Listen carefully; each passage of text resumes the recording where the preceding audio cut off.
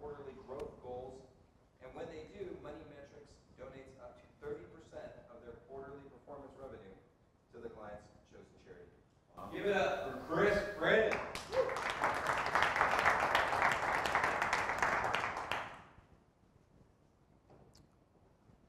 Pull up my notes.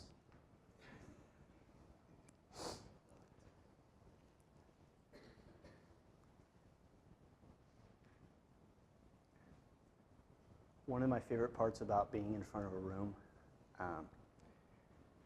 is being able to make the room be silent, like at the beginning, like just not saying anything.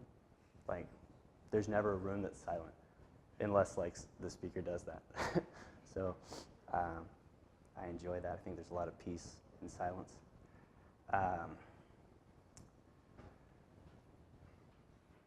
You guys are all business owners. Specifically, you run web development companies, most of you. And what I'm going to be talking to you guys about is probably like nothing you've ever heard before. I'm going to be teaching you how to organize your web development company for growth. Okay? So what does that mean? Does that mean what we were just talking about, communications? That's a big part of it, right? What about finance? How to organize our budgets, right? What about productization?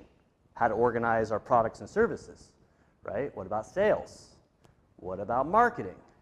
It's literally every single component of business, okay? I'm going to be talking to you about how to create every single one of those components and put it together into a puzzle that creates growth. And if you don't actually synergistically combine all these elements, then you're not growing and you're missing something.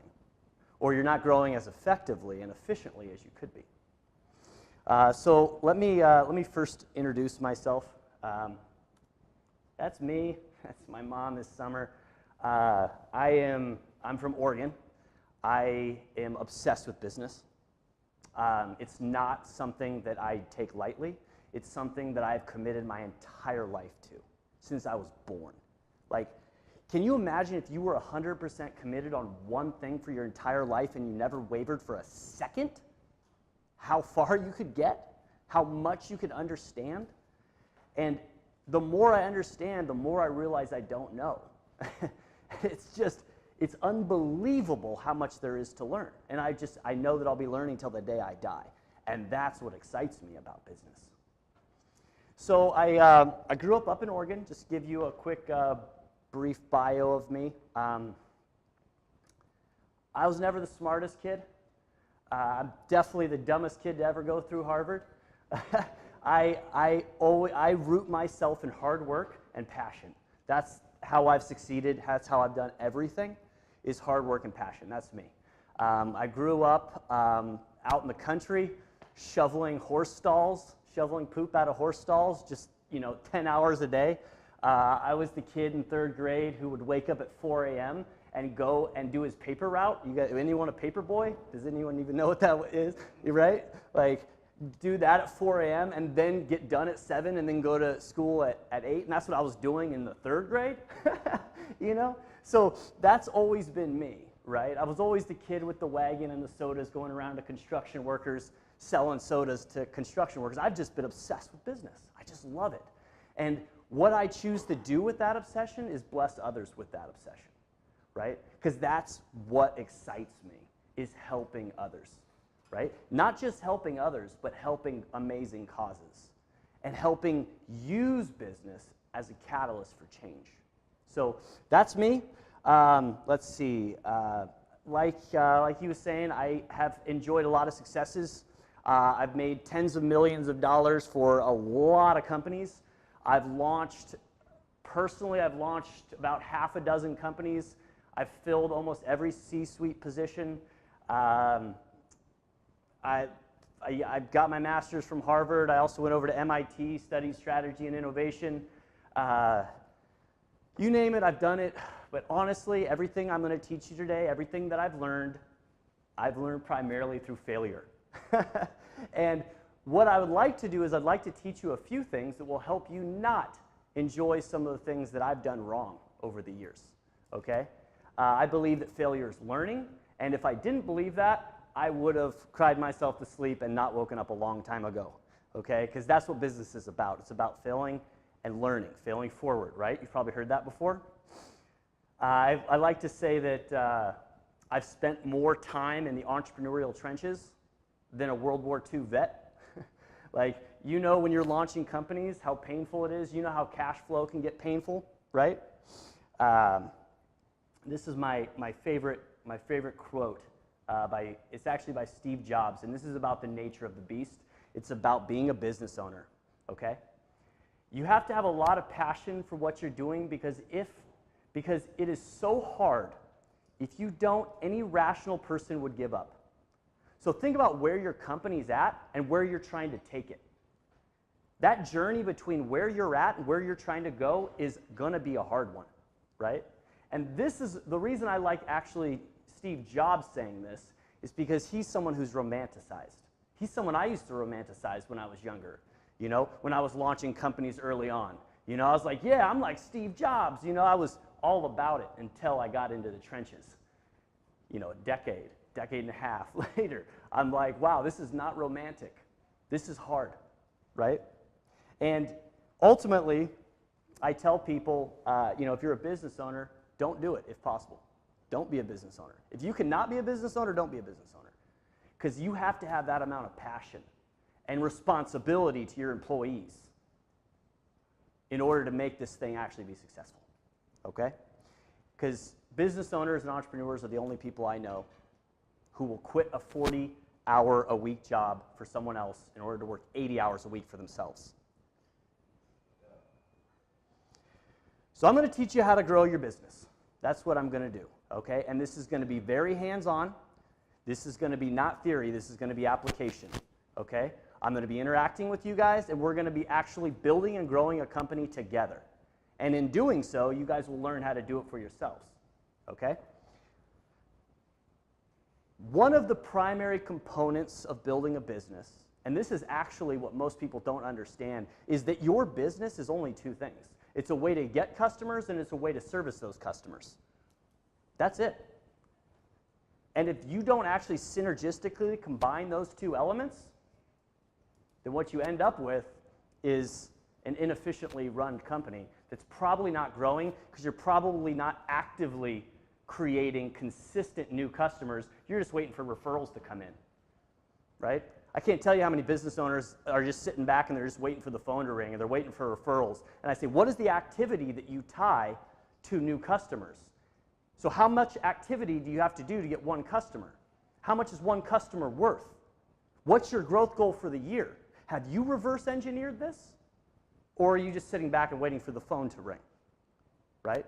So your business should be a customer acquisition system that gets customers and services those customers. That's all your business is. And I've designed this specifically for web development companies so that you guys can actually see how to design your guys' actual web development companies for growth, okay? But if we're going to build a web development company, and we're going to build a customer acquisition system, we can't build a customer acquisition system and we can't build a company unless we have SMART goals for each department, right? Sales department, marketing department. They each have budgets, right? Your guys' sales and marketing departments have budgets. Your production team, your cost of goods sold, has budgets, right? We don't do anything unless we can set SMART goals for our teams. Because if we can't set SMART goals, then they can't miss those goals and we can't yell at them, right? You can't actually hold anyone accountable unless you give someone a goal to hit. How are you going to hold them accountable? How are you going to get angry or frustrated about some abstract thing like the company not growing if you haven't given someone an objective and given them KPIs to measure against that objective? I'm going to be teaching you guys how to organize those KPIs as well today. What I'm going to be talking about, so in order to build a customer acquisition system, you first have to understand how much your customer is worth. Customer acquisition cost, CAC. You guys are all familiar with that, right? One of the most important KPIs in a company is your CAC. You can't build a customer acquisition system unless you can create a budget and SMART goals, which is understanding how much your customer is worth, right? How much your average customer is worth. So if you go and hire sales and marketing teams, you can figure out the next thing, and that's how much your average customer is worth so you can figure out your budget to get that customer, right? Who cares? There's sales and marketing teams that are a dime a dozen out there, but can we hire them smartly to grow our company? Can we go to them and say, I have exactly $242 per lead. Every time you get my phone to ring, I can pay you $242 because I am that tight and my ship is run that efficiently. Tell me your strategy to get me my phone ringing at $242, and I'll pay you $242 all day long, okay? Because I know when that phone rings, 10% of the time, I'm going to get a customer. And I know that 30% of the time, that customer is going to be worth this, and I know 20% of the time, that customer is going to be worth this, right? So we can actually reverse engineer this backwards, so then we can just go and talk to 10 different marketing agencies or 10 different sales companies. They're a dime a dozen. And we can say, how are you going to get my phone to ring for $242? Tell me your strategy. Oh, by the way, I'm talking to 10 different companies. Whoever gives me the best strategy, I'm going to give them a shot, right? Get my phone to ring for $242, right? Because sales and marketing teams are a dime a dozen, but giving them goals that are smart, that's the hard part. Everyone expects they're just going to go into that company and the company's going to make their goals come true, but they don't actually even have goals, right? So what I'm going to talk to you about is the art and science of growing a business. This is going to be a little bit more on the science side. A lot of people like to talk about the art side. Trust me, I've spent so much time on the art side. I used to be the CEO of a $3 million digital marketing agency. I'm actually partners on 2 different marketing agencies. I deeply understand the art of psychology, right? I understand how to dig into the customer experience and think about exactly what's going on in their brain, because one of my favorite things to do is conversion optimization. That's art, but I'm not going to talk to you about that. I'm going to talk to you about the science, because the science you can go home and you can implement and you can grow your companies. If you take this science, this is not theoretic, okay? You're going to take this, you're going to go back, you're going to implement it, you're going to organize, and you're going to grow, okay? But if we're talking about a car, I would just want to give a quick disclaimer before I start getting into some of the nitty-gritty. This is going to hurt, okay? I need you to expect it to hurt. If you tune out for a second, you'll lose me, okay? I need you to be 100% focused, and I promise you the outcome is I'll teach you how to grow your company, okay? How to organize your company for growth. But if you have a question, raise your hand, because everything leads to the next thing, and if you tune out for a second, you won't understand how these things are connected, okay? So please raise your hand if you have any questions, okay? Because this is like, you know, when most people get on stage, you think about a car. They're like, how do you make my car go faster, right? Everyone likes to talk about painting it red or putting leather interior in it or the things on the surface. What I'm going to do is I'm going to dive into the transmission, and I'm going to show you how to tune your transmission, right? But that's a much harder conversation than telling you to paint your business red, right? Which is what most people are going to talk about, okay? So I just want to preface this and let you know that it's going to hurt a little bit, all right? Specifically, this is a topic that the reason this is so important is because of the failure rates in businesses. I don't care how big your business is, the probability of failure is always there. I've laid off my best friend during the holiday seasons. I've fired employees after 9 years, and their families are reliant on that income, okay? I've made a lot of hard decisions, and it's broken my heart and it's kept me up at night. So that's how serious I take this topic, okay? Because we are responsible for our employees, and we are responsible for our customers and blessing every single person that is in our control, okay? And we have to take it very seriously, but we'll have fun doing it. All right. How many of you have felt like this? Okay? You're trying to grow your company. Maybe you're the CEO, right? Maybe you wear a couple hats, but the CEO's thinking, I just want to grow my company by 20%, by 50%, by 100%, right? And the CFO or maybe your bookkeeper is saying, we're wasting a ton of money on marketing. What are we doing throwing all this money at Facebook? Are we getting any return on that? And you're like, CFO, I don't know. Let's go talk to the marketing person. The marketing person's like, guess what? We just got 100 new Facebook likes. The heck does that mean? Right? How does that relate to me making money? Because I'm not seeing my revenue change, right? So you have this disconnect in the language that people are speaking in your business. That's one of the huge issues, right? And we're going to talk about that a little bit more in depth. And one of the other issues, this makes me laugh almost. When I talk to, so I'm part of what I do is I'm also a Pinnacle business mentor. So I work with, I don't know, hundreds of different CEOs on thousands of different problems that they have. But every single one of them has the same complaint. They all don't have enough time and enough money, right? They're all super busy, right? They don't have enough time and money. And I'm like, oh, perfect, okay. Well, which one comes first, right? Who's read the book, The One Thing? Right? If you haven't read that book, read it. It's one of the most impactful books that I've ever read, okay? So what it teaches you is that life is linear. So which comes first, time or money? Well, time. If we had more time, we can make more money, right? Okay, so why don't we have enough time? Who here feels like they don't have enough time? The rest of you guys have abundance of time. Awesome. Okay, or lying. Okay, all right, so here's why you don't have enough time, all right? We don't have enough time. Is that a problem? Yes.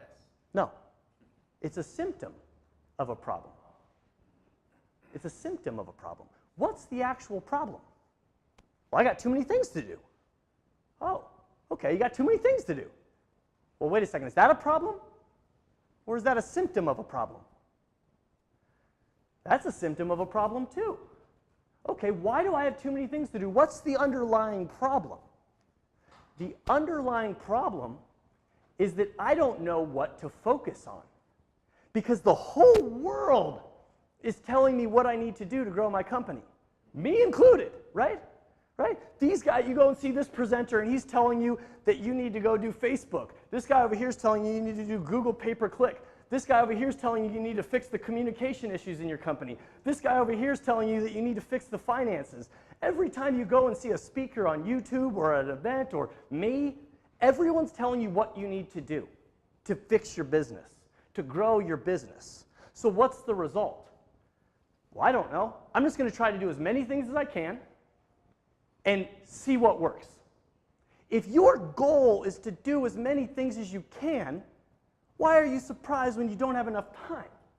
That's literally like having a goal that's like, I'm not going to have enough time because I'm going to literally do everything I can, right? Because you don't actually understand where you need to be focused. Yes, you need to do these 100 things, but that one doesn't need to be done till next year. And that one doesn't need to be done for 6 months. And that one doesn't need to be done for 3 months. That one doesn't need to be done for 1 month. All we need to do right now is the things we need to do this week. Prioritize what needs to be done. And that includes your customer acquisition systems, right? Because when you're building customer acquisition systems, I'll teach you there's 6 different categories, and there's some that make money faster than others, okay?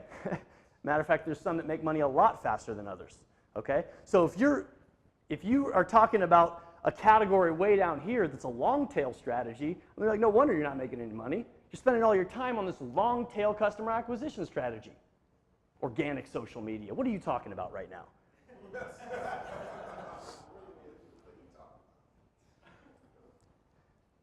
So the idea is that we need to know where to focus, okay? Everyone comes to me and they tell me that their different marketing and sales campaigns aren't working. And I say, listen, everything works. There's people making millions of dollars doing Google pay-per-click. There's people making millions of dollars cold calling. There's people making millions of dollars doing networking, strategic partnerships, millions of dollars, but there's also people losing millions of dollars doing all those things. So what's the difference between a winner and a loser? Well, that's easy. It's focus, okay? So if you tell me something doesn't work, and I'm going to teach you how to make your stuff work, by the way, all right?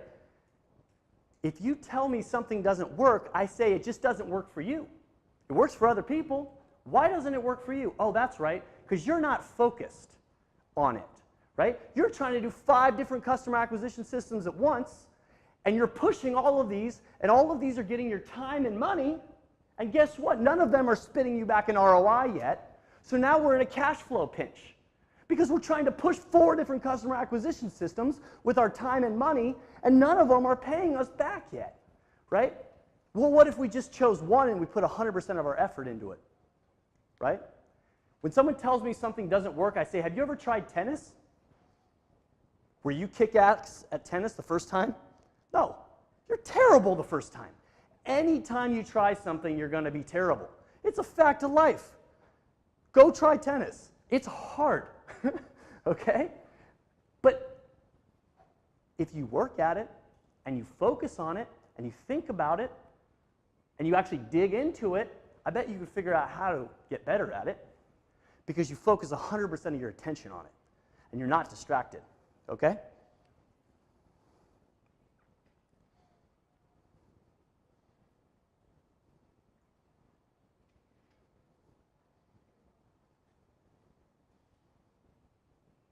Sorry, my thing just slipped.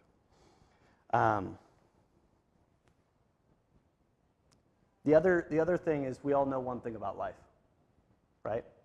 If we focus on something, the first time we try something, it's never good. That's a reality of life, and that's a reality of your customer acquisition systems, okay? We all know that as a reality of life. So why are we surprised when we apply that reality to our customer acquisition systems? I don't understand, okay? The other thing is, what's another reality of life? We know when we half-ass anything, that thing's not going to be good. So if you're trying 4 different ways to get customers, guess what? You're half-assing 4 different things. That's the truth, okay? And if you think you're just going to hire someone and have them do it, and you're going to be hands-off, think again. No one loves your company and your customers as much as you do. You have to be involved in the creation of that until it's spitting back money. And once it's spitting back money and you've figured out about probably 10 or 20 different things that you've had to fix, and they're all psychological, right? Then maybe you can be like, okay, well, this thing's spitting off more money than I know what to do with. And I work with business owners. They turn their Google ads off because they have too much business and they can't keep up with the business, right? But that funnel, we'd all love that funnel, right? We love that funnel. Like you just turn it on and the phone just rings off the hook, right? I work with business owners that do that and they have to turn it off because they can't keep up, and now they're working on their production side, right? Because again, we're going to be talking about both of these things, right? But that funnel didn't get built by hiring someone. That funnel got built by their entire team focusing 100% on their attention and figuring out why it doesn't work. And I'm going to give you a system for how you can systematically make any funnel work as well.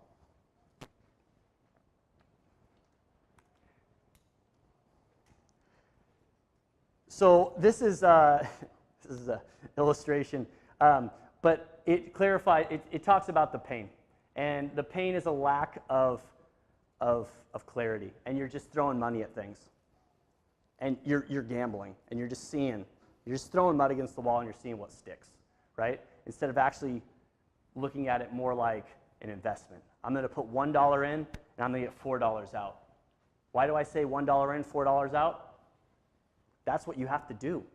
If your sales and marketing budget on your P&L is 25%, you got to put $1 in and you got to get $4 out, or your budget doesn't work, right?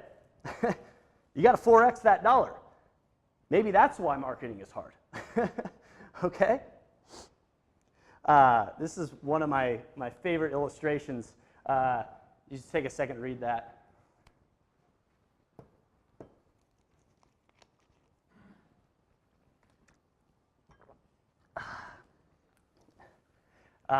It really does a great job of illustrating the conversation I've had with so many different marketers over the years. And one of the things that's driven me to actually understand and build this system that I'm going to be working with you guys today and this whole talk was inspired by this exact conversation. Okay? So now I got a question for you. I got a funnel, all right? got some Facebook ads that run into a landing page, we got an email nurture, and the phone's ringing, okay? We got 2,000 clicks on one side, we got 20 customers on the other side, okay? How many of you would like this funnel for your company? 20 new customers every week, every month, whatever it is? Yes? No? Yes.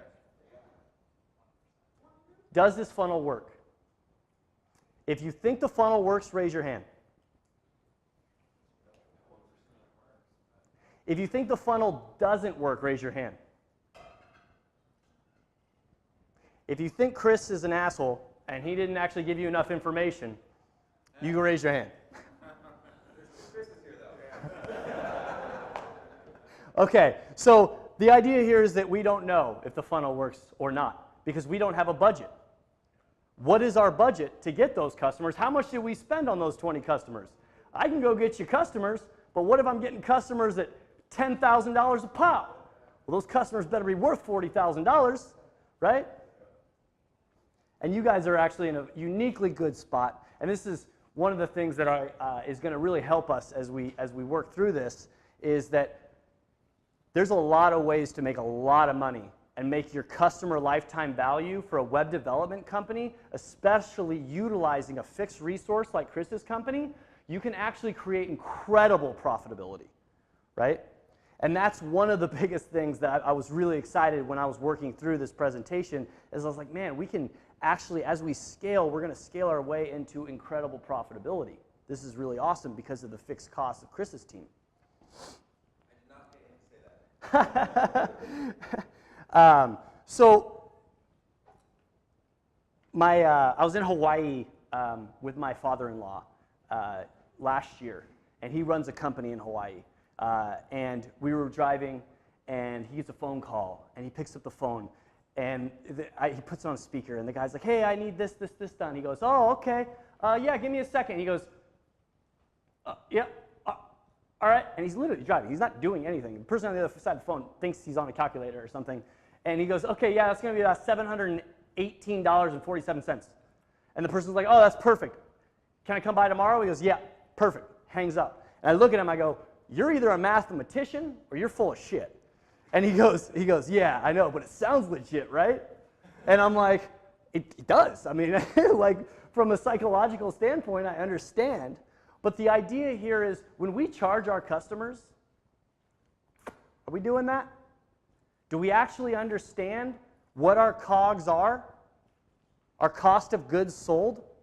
Do we understand what our COGS are? So we actually understand what we need to charge? And is what we're charging competitive to our competitors? Do we create prices off of the market and then create COGS off of those prices? And then are we able to then figure out what our general and admin budget is, and our sales and marketing budget, and our profit based on our cost of goods sold? Or are we just, I guess I'll throw some money at that. I guess we'll just do what we can, right? I'm not giving my production team a budget. I'm just telling them to get that done, right? Well, how are they supposed to finish on time, on budget? And I've done millions of dollars worth of web development for billion-dollar companies, okay? How is my team supposed to finish on time, on budget, if I don't give them a budget, right? And they don't actually understand what our COGS are as a company. And when we charge someone this amount of money, you get this amount of money to get the job done, okay? Create a plan, do it, implement. How many of you guys have ever wasted money on sales or marketing?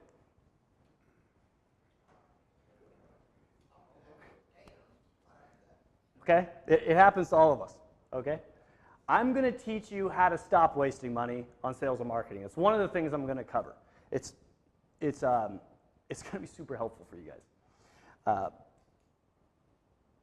The other thing to remember is that you're a CEO. Are most of you guys CEOs or business owners? Yes? Okay.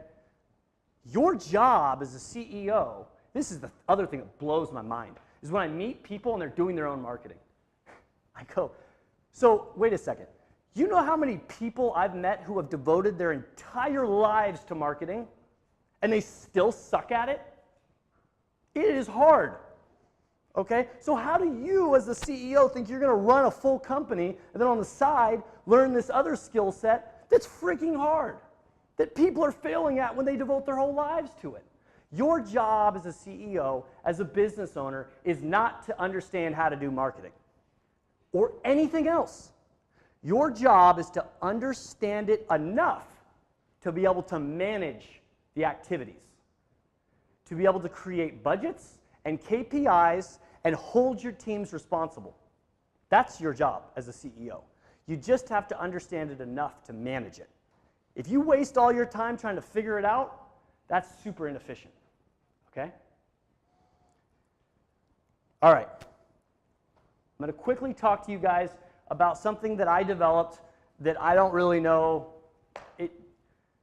how else to say it, but it's just something I figured out working with a lot of companies. I figured out that there's 6 pillars to growth.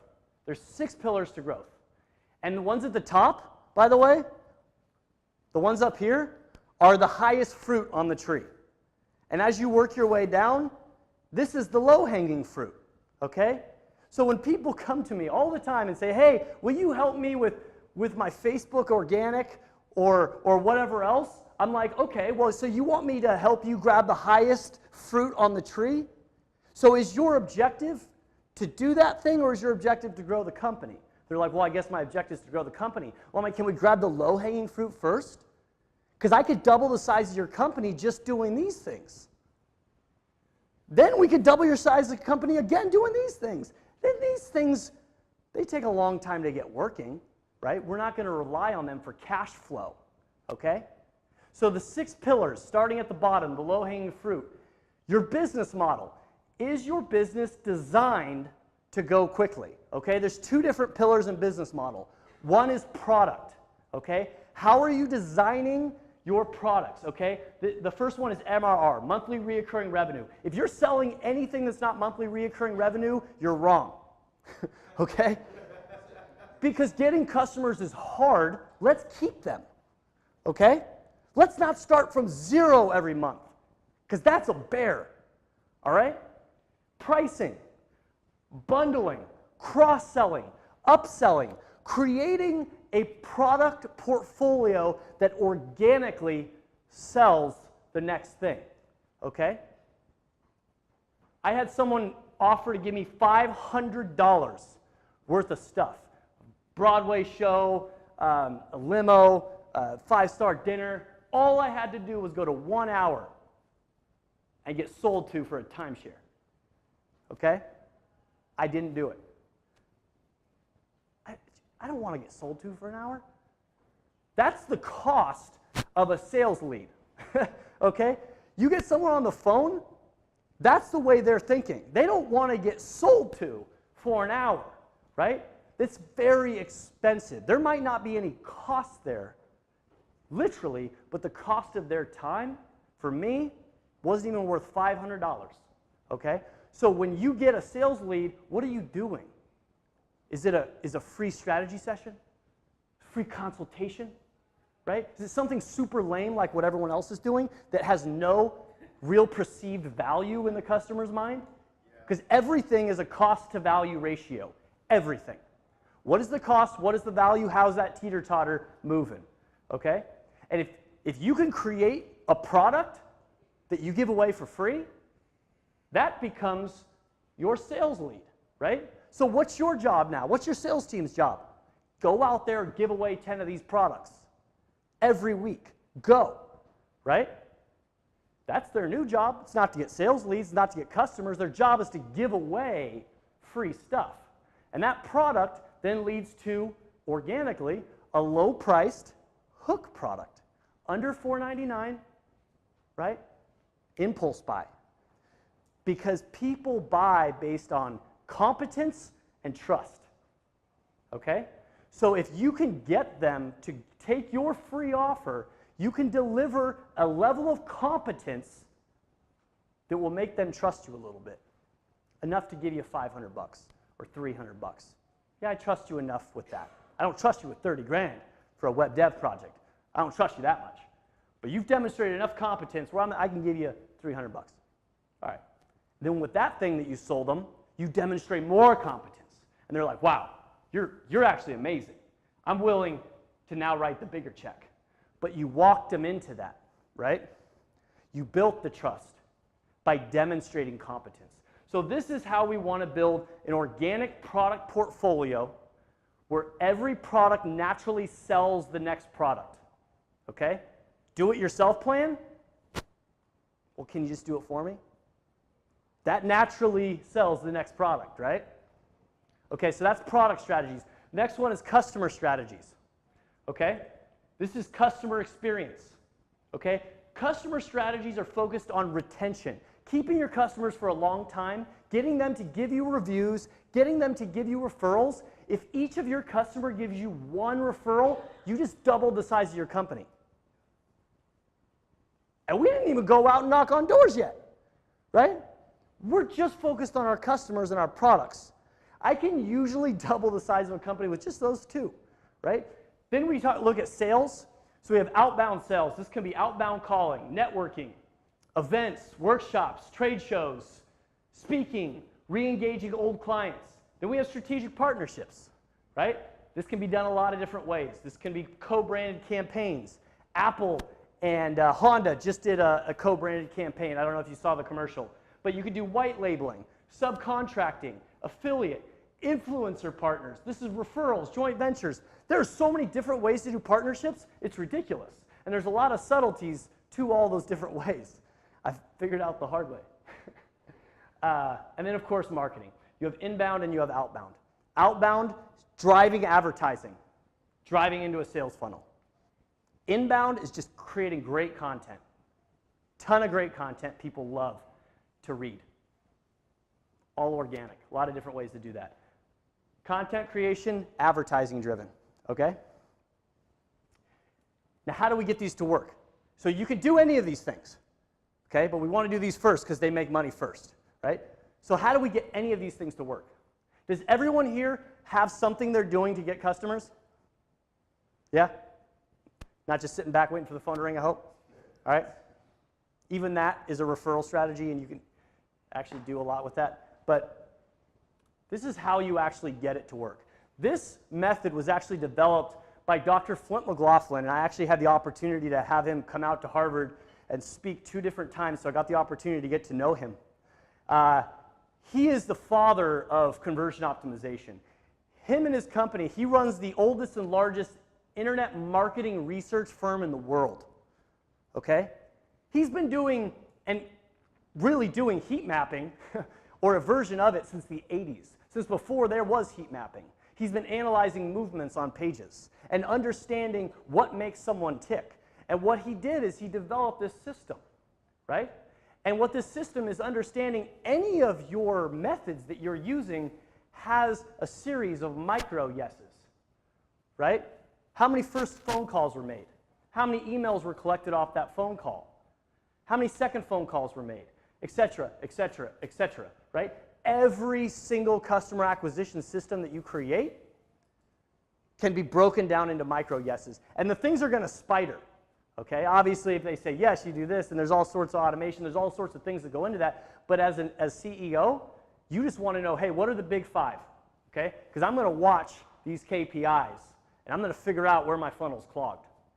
Right, my funnel is clogged between 2 and 3, right, and I'm going to show you how to do that in a minute, but the cost to value ratio between 2 and 3 is not working. Why?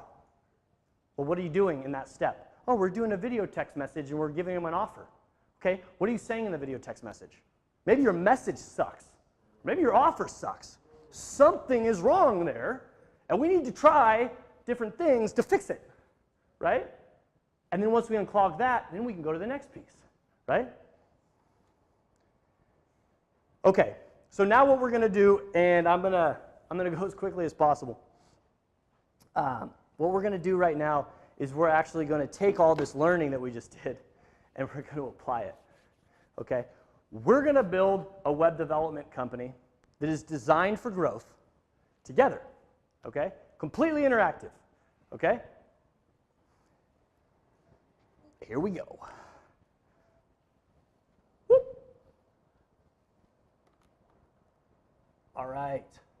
So I need you guys to participate because obviously I am not going to do this together, or I'm not going to do this by myself. So here's our web dev company, all right? So my first question is, we have to get some customers into this web dev company, right? We need to get customers, all right? So how many customers do we need to get per month? How many customers do we get per month? 50. I like it. Anyone else? 50. 50 per month, 50 new customers per month. Can we make this realistic to what you guys are getting? Would we have, okay, so if we go with that question, let's say 10, right? Okay. For dozen size, what we 10? We can handle about 15, yeah. 15 new customers a month? 15? Okay. That's keeping Chris's team busy. All right. 15? All right, let's go with 15. All right. All right, 15. All right. You guys want to go 10? You want to say 10? This is 1 month, okay? So the more realistic we can make this, the more helpful it's going to be to you guys. Okay, let's go with 10. All right. So we're getting 10 new customers per month. Okay. Now, normally, so now let me ask you, there's something else that we have to do, right? We have to get leads. Okay? So how many leads do we get per month, and what's our sales close rate? So what's our sales close rate? Let me ask you that question. What's our sales close rate? So we get that phone ringing. What's our sales close rate? Cold lead or warm lead? Cold. 5%, 10%, 15, 20? Usually it ranges between 5 and 20 is my experience. 5 and 20. Between 5 and 20, where do we want to land? We want to land at 20. We want to land at 20. Want to be conservative and go 10? Yeah. All right. We got 10, okay? So that means we need 100 leads each month. We need that phone to ring 100 times in order for us to close 10% of those, right? To get the 10 customers. All right? You guys with me so far? Okay. All right. So how do we get that phone to ring 100 times or 25 times per week or 5 times per day? Right? We need the phone to ring 5 times a day, right? In order to get those 10 customers, right? Okay. So how do we do that? So what we're going to do is we're going to use, in this example, we're going to use Google pay-per-click. Okay? We're just going to use that as a strategy because that was the example I gave before. Okay? So what we're going to do, and I'll give you guys this as well, but what you're going to do is you're going to go over here and you're going to look at market research because you're smart, right? So you're not just going to hire a Google pay-per-click company to get you business. You're going to hold them accountable to their KPIs. So what I have here is I have a research report for 2018. There was a survey of 14,197 US-based companies representing over $200 million in aggregate spend. And they did a survey and they figured out the average KPIs for those companies. And for you guys, and this is broad obviously, but we're going to apply those metrics, the average metrics, and we're going to hold our team accountable to that, the team that we hire. Okay? So in B2B, the average click-through rate was 2.41%. That means the number of people who saw your ad versus the number of people who clicked on your ad.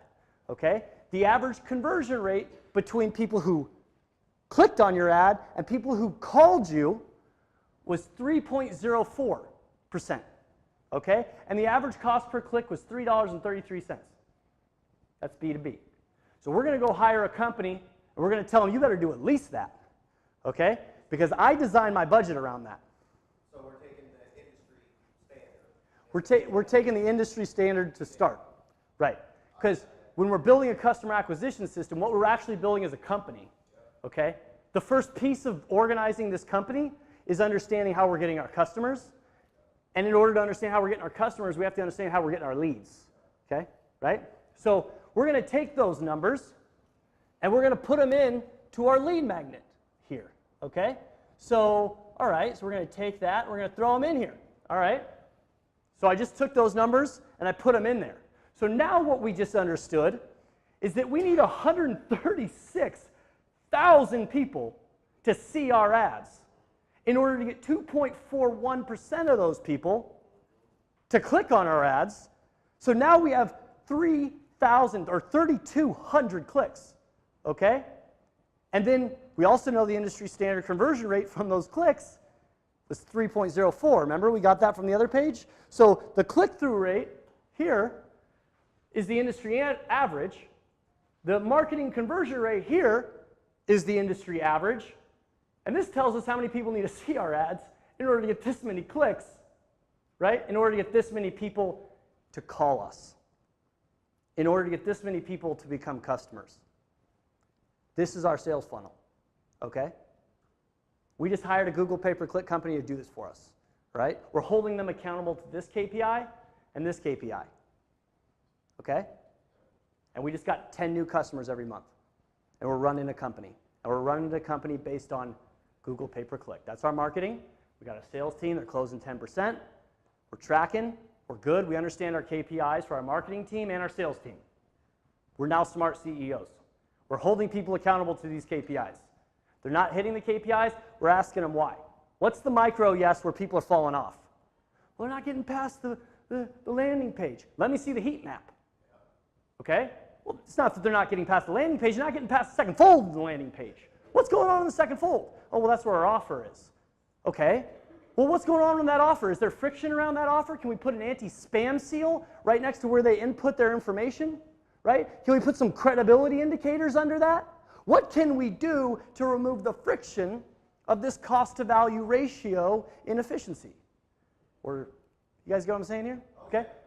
So we just created a customer acquisition system that's getting 10 new customers, okay? And keep in mind, we're not doing sales and marketing here. We're hiring someone to do that, okay? We're running a web development company. We're managing these activities because we're smart CEOs. Okay, next thing. All right, so, well, wait a second. We got 10 new customers. How much are our customers worth? That's a great question. Now we have to figure that out. Okay, so you always hear business people talk about the lifetime value of your customer. Okay, if you don't understand the average lifetime value of your customer, you can't run your company.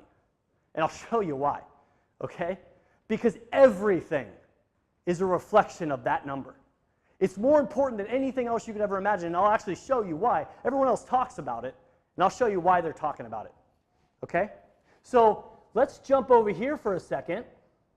Okay, let's zoom out for a little bit, and we'll say, all right, so what are we selling here, guys?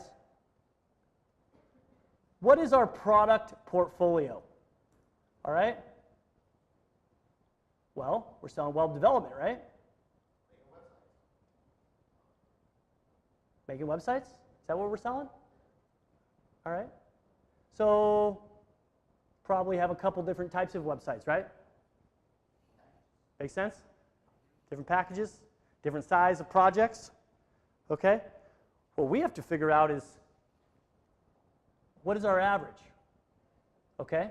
So let me ask you, what is the size or the price of a small web development project? What's the price? $2,500. $2,500? Okay. $2,500. All right. How about a big web development project? 50 grand? All right. How about a medium-sized web development project? 15 grand? Okay. All right. Now let me ask you, if you have one customer that's worth $1,000 and you have a second customer that's worth $2,000, what's your average customer worth? $1,500. The math that you just did there in your head is exactly the same math we're going to do here. We're just going to blend it, okay? We're going to do an average. So if you have a bunch of customers, think of all the customers you've ever had, okay? What percentage of those customers are small projects? You got 100%? 50% are small projects? Does that feel right? More? What percentage of our customers are going to be small projects? 70? Let's go halfway in between 50 and 70. Let's go 60. All right? So 60% of our projects are going to be small projects. How many are going to be big projects?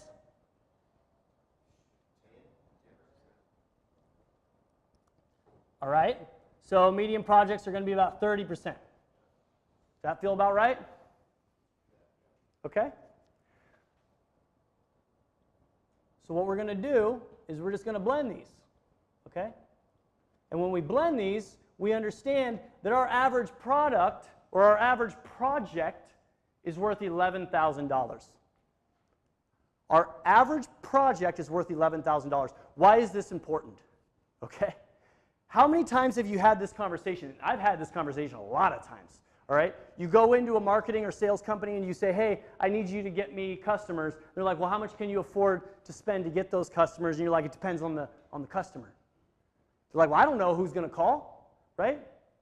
I got a magical customer behind this door or behind this phone, and I don't know what kind of customer it is. So I can't set a budget for this phone call unless I understand how much my average customer is worth. Because some of those customers are going to be worth 50 grand. But more of those customers are going to be worth 2,500. Okay? So we got to figure out that our average customer is worth $11,000. Okay?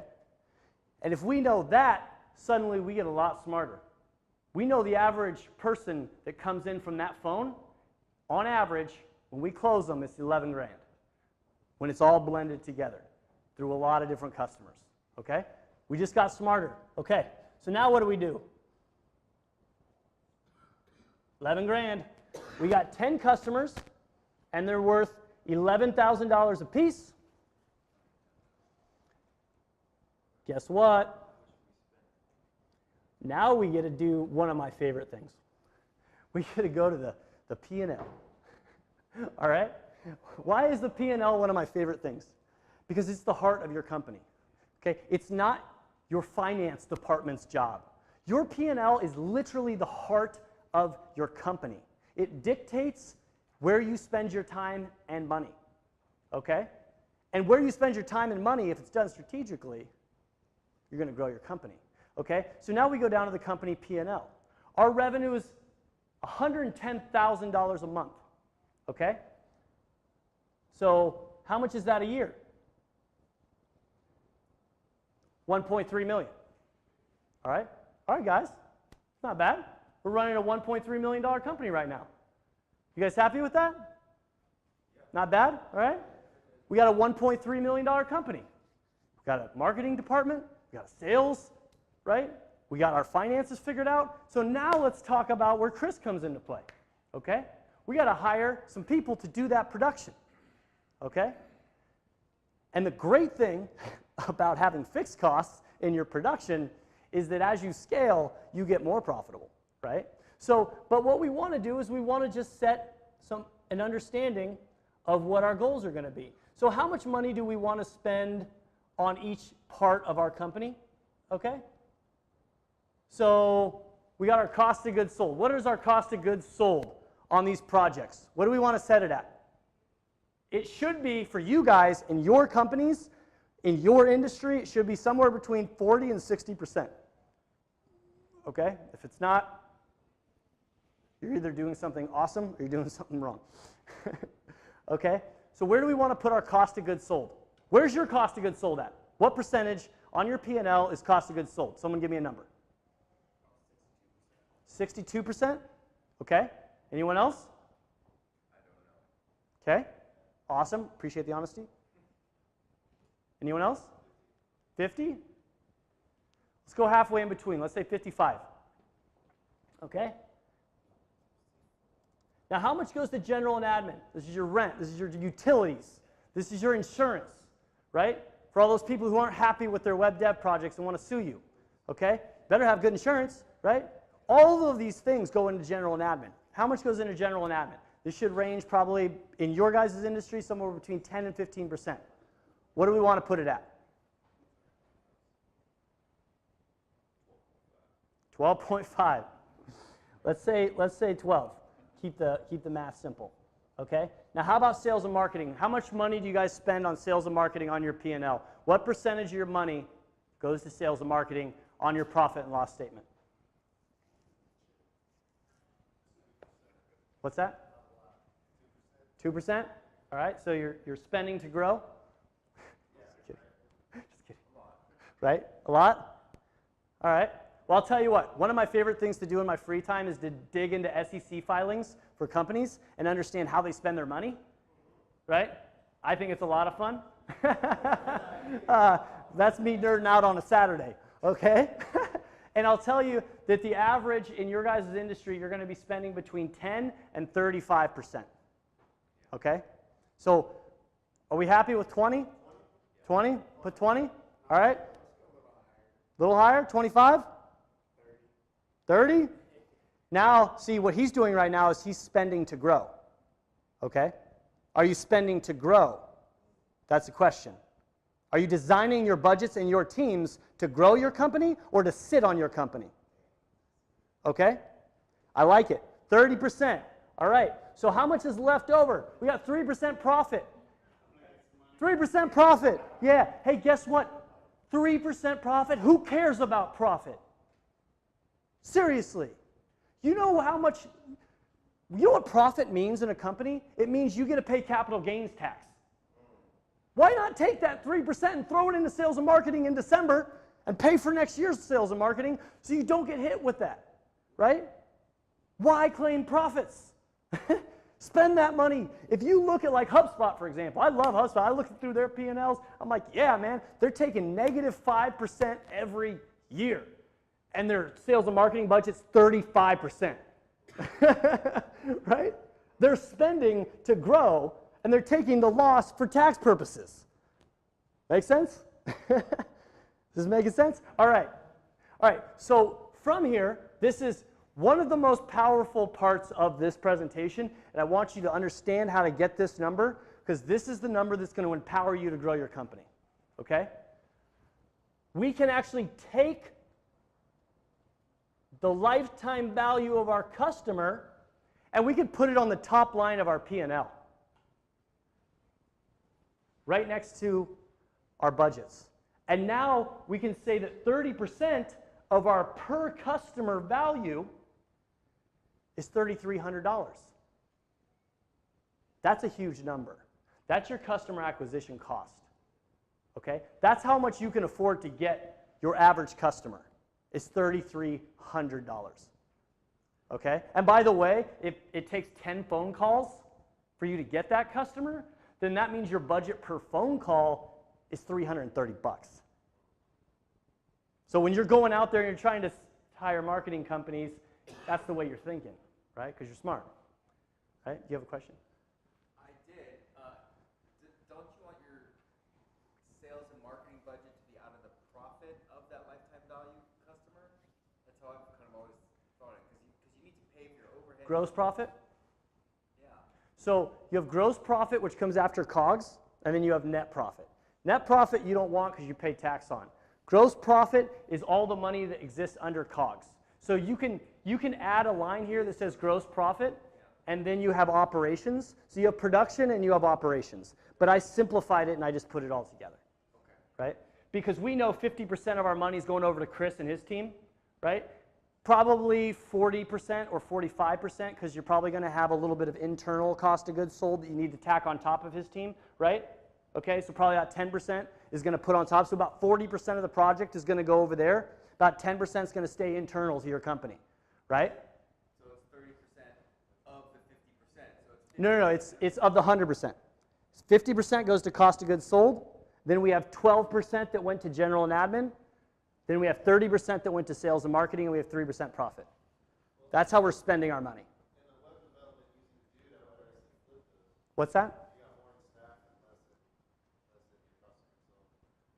For your COGS? So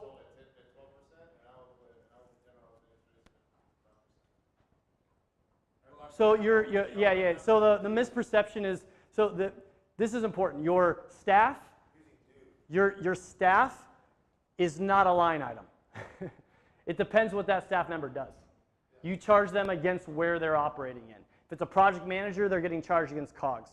If it's a bookkeeper, they're getting charged against general and admin. If it's a marketer, salesperson, they're getting charged against that budget. Each department has their own budgets. And you're going to hold whoever's in charge of that budget and that department accountable for that budget. Did you hit your budget this month? Why? Did you hit your key KPIs this month? We just went through the KPIs for our sales and marketing team. Why? Okay? So now from here, we're going to say the next step. Can I say something really quick? Yes. The reality is that most of you guys have other teams in addition to us that also fall into the cogs underneath those campaigns. So some of you have other graphic designers, some of you have other ad people, some of you have other optimization people that you're using. So when you're looking at the program that you're selling, there are multiple other teams that go into that cog, those cogs. So take that into consideration. I am just a piece. We are just a piece. Absolutely. And I like, for myself personally, I like to keep them all in separate bank accounts. Right? I have a sales and marketing bank account, I got a general and admin bank account, and I got a production bank account, and I got a profit savings account, right? So when that money comes down, I'm like, okay, 30% goes over to you guys in your budget. There you go. 15% goes over to you guys in your budget, and I got this much to do the job with. All right? So now I got to figure out how to do the job with this much money, right? So now we're going to drop down real quick, and we're going to talk about our, sorry. Yeah. Let's do this. Let me race through. Give me like 10 minutes. Can we do 10 minutes? Yeah, that's good stuff, man. Okay. 10 minutes. I'm going to race through this next part. I need you guys to stay hyper focused. I'm going to show you a little too much at a time. Okay. But we need to accelerate. All right. You guys ready? Yeah. Here we go. We're going to talk about our marketing department. Okay. What is our marketing department? All right. Remember before when we looked at the average cost per click in the industry? It was $3.33, right? $3.33, and we got 3,200 clicks. Well, 3,200 clicks times $3.33 a click is $10,954 in ad spend. That's the reality of our situation. Okay, then we need people to manage that ad spend and create funnels around that ad spend. So we tack another 30% on for that, right? So now we have $3,200 set aside for actually running those ads and getting those ads to convert, right? And then what we're left with is our total marketing budget of $14,240, okay? Now $14,000 is what percentage of our sales and marketing budget?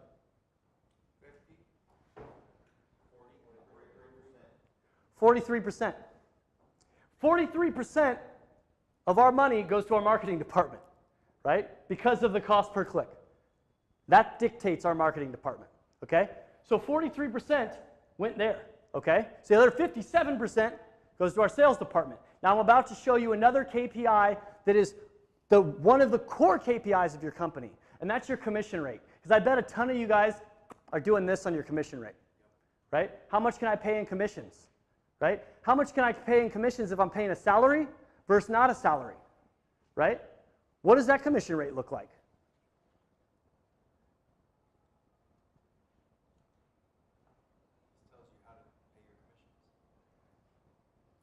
So what we're looking at here is we're looking at how much money is left over after marketing? 57%. Total sales budget. We got some CRM systems, some Salesforce. We got a couple memberships to stuff. We got department expenses. We're going to take 5% off for department expenses. Okay? The rest is going to be our sales team. Okay? That's how much money we have budgeted for our sales team. Okay? Now, how much of that money is going to go to salary and how much is going to go to commissions? Well, let's just say we're going 100% commission. We're not even paying salaries. Okay? So we go 0% salary, and we go 100% of this money goes down for commissions. This is how much money you have budgeted for commissions.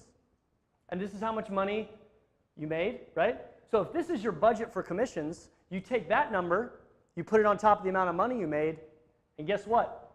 16.2% is your commission rate. So when that salesperson is picking up the phone, you're paying them 16.2% commission on what they're closing, but you're not paying them a salary, okay? Because if we want to pay them a salary, let's just say my favorite ratio is 33% to 67%, okay? Now we're paying them a salary and commission, right? Making sense? So we just figured out what our commission rates are for our sales team. We now know exactly what commission we can pay our employees to pick up the phone, right? When those calls are coming in, okay? And in closing, I just want to quickly show you guys this, because this is everything, okay? Let's talk about one strategy to grow your company, okay? We're going to talk about one strategy to grow your company. So your company is currently making 1.32 million. 1.32 million, okay? Now let's see what happens if we do this.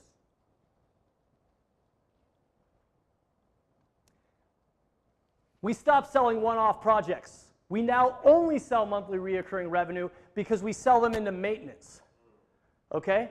Now we have them paying us for multiple months, okay? So we take these projects and we turn them into projects that are monthly recurring revenue, right? Adjust this a little bit. We get some people for 3 months. We get some people for 6 months. We get some people for 12 months. And we try to figure out how much we can grow our company.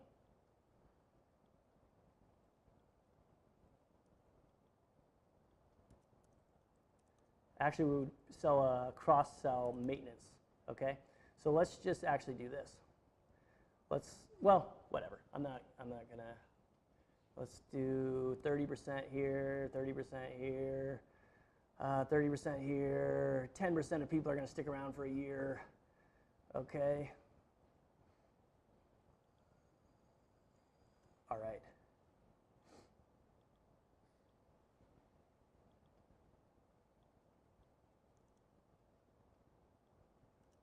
So we just grew the company by 320%. Okay? All we did was we just added some monthly recurring revenue, and we started adjusting our product portfolio. Okay? And obviously there's a lot that goes into this, and I'm going very quickly. Okay?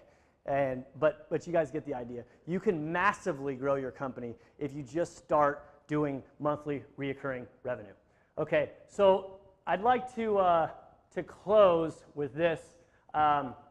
Victorious warriors win first and then go to war, while defeated warriors go to war first and then seek to win. If you don't understand how your company works before you start trying to operate it, you're shooting from the hip. You're Brett Favre-ing it, okay? That was Suzun. I can't even pronounce his name. Yeah, so the idea here is that we need to plan. Thank you, right? We need to plan, okay? So I'm going to give you guys this presentation. If you want the presentation and the model that I just built, I'll give that to you, okay?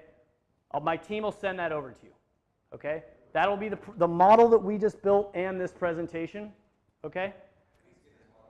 Okay? One more thing as I close, okay?